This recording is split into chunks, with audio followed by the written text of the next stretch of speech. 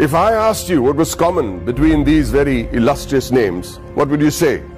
Mr. Kumar Mangalam Birla, Mr. Motilal Oswal, Mr. Suresh Prabhu, Mr. Shekhar Kapoor, Mr. Piyush Goyal, Rakesh Junjunwala.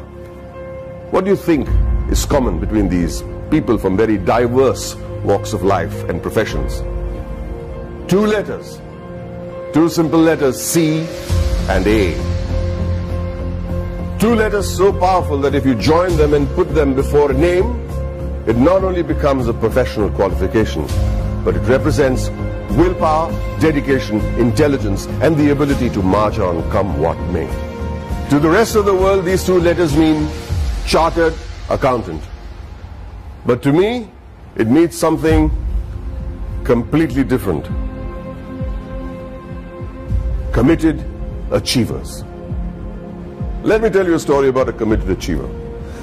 A young girl was wrongly prescribed penicillin for a common cold. What happened was that she became visually impaired. A 9-year-old became blind. She decided to become a chartered accountant. Her name was Rajni Gopal. So what if she was visually impaired? The world may think of it as a handicap, but she did not. In another story, the daughter of a man who sold coffee outside Borivali railway station on a bicycle decides to learn English in the 7th standard. And she fails. Tries again, fails again. She goes on to become a chartered accountant. Did she ever think that language would be a barrier? She did not. Did she ever think that her financial status would be a barrier? She did not. All she wanted to do was become a chartered accountant, a committed achiever. The only place where achievement comes before commitment is in the dictionary. It was this commitment to achieve that led to the formation of this organization that would change the economic structure of this country forever. ICAI, the Institute of Chartered Accountants of India. The leaders of this nation were visionaries. They knew the role chartered accountants would play in developing the country, which is why on the 1st of July 1949, a year even before the Constitution of India was formalized, an Act of Parliament gave birth to ICAI. Today, ICAI counts itself amongst the oldest professional institutions in the country.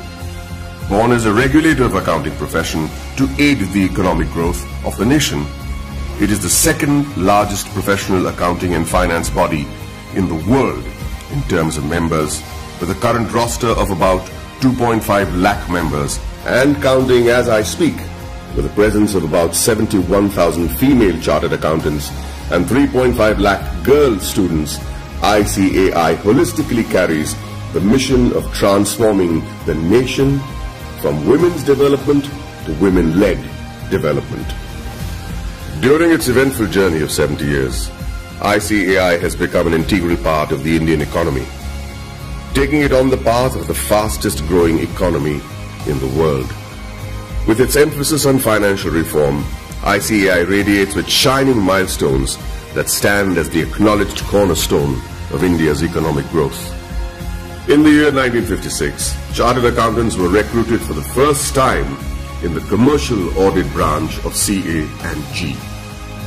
Many of you may not be aware that many accountants were part of the Indian freedom struggle, like First Lady Auditor C.R. Sivabhogam, who participated in non-cooperation movement on the call of the father of our nation, Mahatma Gandhiji. She was also imprisoned for a year. Recognizing ICAI's strong regulatory framework, the High Courts acknowledged Council's strict disciplinary mechanisms in 1961. In 1964, the Council of the ICAI submitted its pre-budget memorandum for the first time. The memorandum contained useful suggestions for reorientation of taxation policies and procedures to the Finance Ministry. The process was so helpful that it is being practiced ever since. In the 70s, the ICAI started rendering free advisory services to SMEs and small taxpayers on maintenance of accounts, tax paying and other financial matters. not only did it enhance the financial literacy of businessmen and citizens, more importantly, it started the industrial growth in the country. It also collaborated with the government to enlarge the scheme of scholarships. With all humility, I wish to mention that in the year 1972, ICAI members had provided pro bono professional services to the heirs of the Jawans and officers of the armed forces who sacrificed their lives in the war. Complete exemption from tuition and registration fee of the institute was also granted to the children of Amar Jawans and officers. The 80s saw widespread gloom in India's macroeconomic performance due to the prevailing conditions in the country. However, during the period between 1980 and 1990, the economy began to improve and growth rate accelerated. The government appointed CA members on various committees like boards of public sector undertakings and nationalized banks. The government also appointed ICAI as an expert and independent advisor on company law, fiscal and various other committees. The corporate sector, the public sector corporations, cooperative societies and public trusts were brought under the accounting discipline by legislation.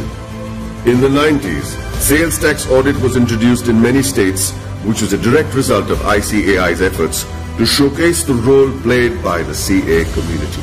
ICAI developed a research center in the form of a non-profit company to be named as Accounting Research Foundation. It was during this time that the government recognized the ICAI as the sole recommendatory body for setting accounting standards in the country. 2000 and onwards marked the period when many MRA MOUs had been signed with many international bodies such as ICAEW, CPA Australia, Ireland, CICA, etc. ICAI was granted recognition by IGNU as a research center for the benefit of its members and employees to pursue doctoral research from IGNU. eSahayata was launched as an electronic service for members and students of ICAI to provide prompt services against their queries, complaints and grievances. In 2007, ICAI decided to recognize the CA leaders in industries, which gave birth to a glittering awards function. In 2009, ICAI was awarded the Recognition of Excellence Award by the then President of India, Srimati Pratibha Patil. In the year 2014, the Honorable Prime Minister of India, Sri Narendra Modi, nominated ICAI for the Swachh Bharat Abhiyan. Under the banner of Swachh Bharat Abhiyan, Swachh Vidyalaya Abhiyan was launched in the year 2015 to provide separate toilets for boys and girls in all government schools throughout the country. ICAI undertook a pilot study for the Indian Railways. The in-depth cost analysis helped in streamlining the running of the railways. Considering the importance of the legislation, namely black money, and the imposition of Tax Act 2015, CBDT decided to go all out and conduct workshops with ICAI to clarify any doubt the assessees may have had. ICAI was chosen as the preferred institution to partner with the Government of India to create awareness and maximize the potential of the Income Declaration Scheme 2016. ICAI, jointly with the Ministry of Finance and the Ministry of Commerce and Industry, organized events at more than 470 locations across the country. It was attended by more than 42,000 citizens, including chartered accountants, company secretaries, advocates, and members from trade and industry. ICAI's contribution to the scheme was acknowledged by Shri Arun Jaitley, Honorable Minister of Finance and Corporate Affairs. For the benefit of its members, ICAI established the Indian Institute of Insolvency Professionals of ICAI. ICAI extended its technical and infrastructural support towards the accounting reforms of various government offices.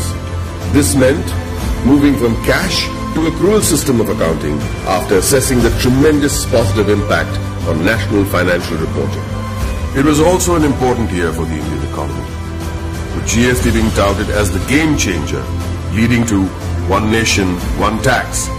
ICAI, as always, was there to partner the government towards effective and smooth implementation of GST throughout the nation. As a result, ICAI and CA members became a proud knowledge partner for GST success. For a clearer understanding of GST, ICAI carried out more than 3,000 programs benefiting more than 2.5 lakh participants.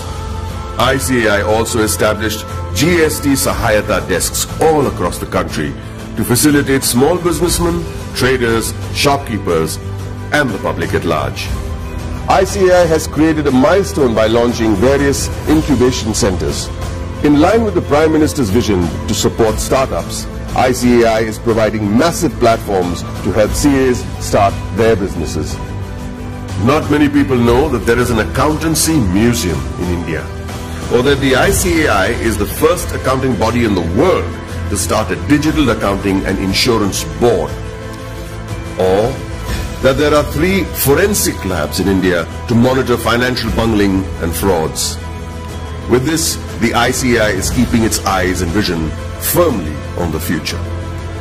The ICAI has a very strict code of ethics.